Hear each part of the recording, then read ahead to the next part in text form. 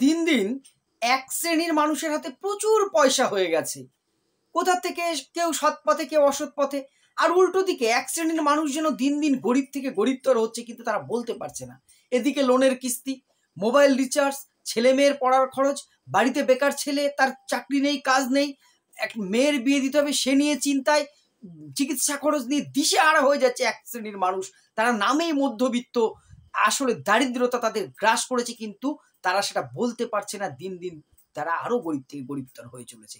আর ঠিক উল্টো দিকে দেখুন, গ্রাম থেকে শহর এক শ্রেণীর মানুষের হাতে যেন অগাধ পয়সা হঠাৎ করে কোথার থেকে চুষে বাড়ি করে ফেলছে, দামি মোবাইল কিনছে, দামি গাড়ি কিনছে, এই আজকে এখানে ঘুরতে যাচ্ছে, কাল ওখানে ঘুরতে যাচ্ছে, দামি রেস্টুরেন্টে খেতে যাচ্ছে, বিয়ে বাড়িতে এই অনুষ্ঠান সে অনুষ্ঠান লেগেই আছে, হাজার লোকে নিমন্ত্রণ করে খাওয়াচ্ছে। এলাহি একটা ব্যাপার। এই টু স্ট্যাটাস যেন সমাজে দিন দিন এই ফাটলটা একদম চোখে আঙ্গুল দিয়ে দেখিয়ে দিচ্ছে, তুমি মধ্যবিত্ত নও, তুমি আসলে গরিব।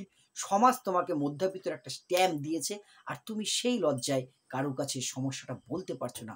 আমরা এই মধ্যবিত্তর একটা বড় অংশ যেন দিন দিন নামে মধ্যবিত্ত গরিবের রসাতলে চলে যাচ্ছি। আরো কিরকম ভাবে হয়ে যাচ্ছে এটা, এর কারণটা কি, এই বিষয়ে দুই একটি কথা আমরা বলবো, আপনারাও আপনাদের অভিজ্ঞতা জানাবেন।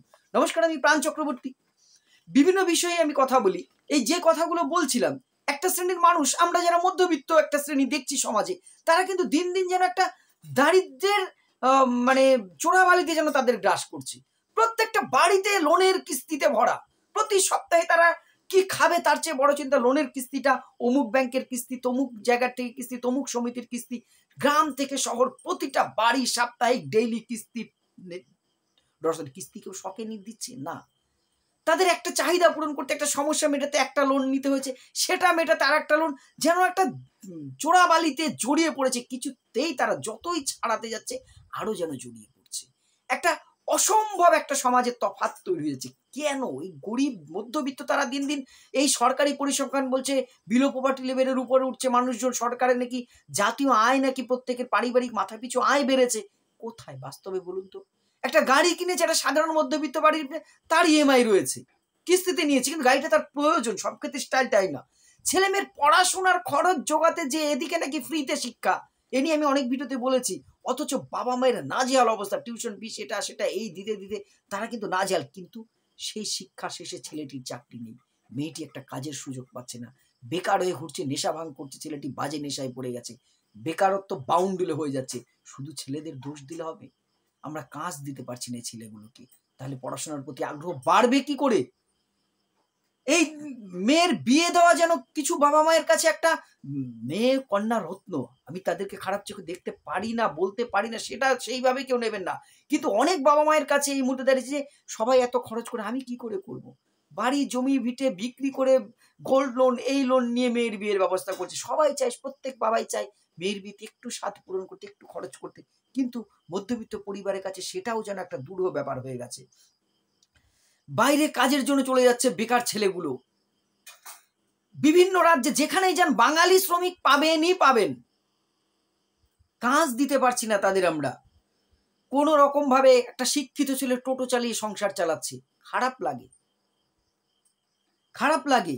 এইটা হচ্ছে লোনের কিস্তি তো রয়েছে, আর রেশনের চাল খেয়ে দিন কাটাচ্ছে, কিন্তু মুখে হাসি। এরা মধ্যবিত্ত, অন্যের কাছে হাত পাততে পারছে না। উল্টো দিকের চিত্রটা যেটা বলছিলাম, হঠাৎ করে বড় বাড়ি করে ফেলছে, তাদের চাল চলন পাল্টে যাচ্ছে, 2 চাকার থেকে 4 চাকা হয়ে যাচ্ছে। আজকে এই রেস্টুরেন্ট, কালকে দীঘা ঘুরতে, পরশু মন্দারমণি, তারপরে গ্যাংটক, এই বিদেশে চলে যাচ্ছে ঘুরতে। কোথায় কোথায় ফ্যামিলি নিয়ে ট্যুর করে বেড়াচ্ছে। কোথায় আসছে পয়সা? দামি মোবাইল, দামি গাড়ি, এলাহি ব্যাপার। বড় বড় রেস্টুরেন্টে খেতে চলেছে, তার ছবি সোশ্যাল মিডিয়া দেখছে। আমারই প্রতিবেশী, তার অবস্থা আমার মতো বা একটু ভালো ছিল, হঠাৎ করে তারা কোথার থেকে খাজানা পেয়ে যাচ্ছে, যখন আমরা ভাবতে বসছি কিছুতে হিসাব মিলছে না। কেউ হয়তো রাজনীতির সাথে যুক্ত, কেউ অন্যভাবে যুক্ত, সবাই অসৎ পয়সা ইনকাম করছে, তা বলবো না, কিন্তু এই তফাৎটা কিন্তু বাড়ছে। আমার চোখে এটা পড়েছে, আপনাদের চোখেও পড়ছে।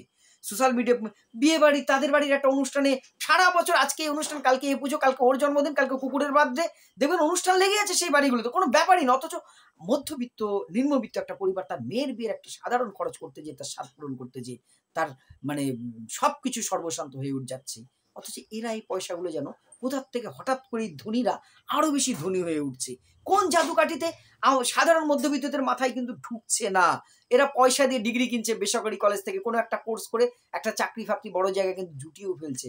আর আমার বাড়ির ছেলেটা, আপনার বাড়ির ছেলেটা ভালো পড়াশোনায় ছিল, ট্যালেন্ট ছিল, মেধা ছিল, আপনার মেয়েটার মেধা ছিল, কিন্তু সে কিছু করতেই পারেনি, যোগ্যতা অনুযায়ী কোনো সম্মানই পায়নি। তারা বড় বড় পার্টি করছে, মদ খাচ্ছে, দামি রেস্টুরেন্টে যাচ্ছে, আর আমরা যেন সেই রেশনের চালের ভাত খাওয়ার জন্য এক শ্রেণীর মানুষ বসে আছে। এইভাবে করে চলছে। তাহলে এই যে যারা দেখাচ্ছে তারা কি সবটাই দেখাচ্ছে শুধু সোশ্যাল মিডিয়াতে? না, কিছু বৈধ অবৈধ ইনকাম আছে, কিছু মানুষ কোন জাদিকাটু পেয়ে যাচ্ছে, কিন্তু জানি না কোন কারণে মধ্যবিত্তগুলো ধীরে ধীরে নিম্নবিত্ত, এদের তো অবস্থান উন্নতি হওয়ার কথা ছিল, কেন আমরা এদের কাজ দিতে পারছি না? আমাদের স্টেট, আমাদের সেন্ট্রাল এত প্রকল্প রয়েছে, কেন সে কাজে, কেন মানুষ কাজ রেশনের চাল খেতে হবে, আমি সেই জায়গাটা কেন তৈরি করতে পারিনি? এটা গর্বের নয়? রেশনের চাল কেন খেতে হচ্ছে একবার ভাবুন তো। কেন একটা মানুষ তার ছেলের কাজ না পেয়ে বাইরের রাজ্যে বা ভিন দেশে কাজে যেতে হচ্ছে? সে লেবারের কাজ হোক আর যে কাজ হোক, আমরা কেন তার কাছাকাছি একটা কাজের ব্যবস্থা করতে পারছি না? মানুষের মধ্যে ভেদাভেদটা দিন দিন আর্থিকভাবে বাড়ছে, কিন্তু ক্ষোভ, মানুষের মনে আগুন তৈরি হচ্ছে। এই আগুনটা নেভানোর দায়িত্ব কিন্তু এই সরকারি ব্যবস্থায় যারা আছে তাদেরই।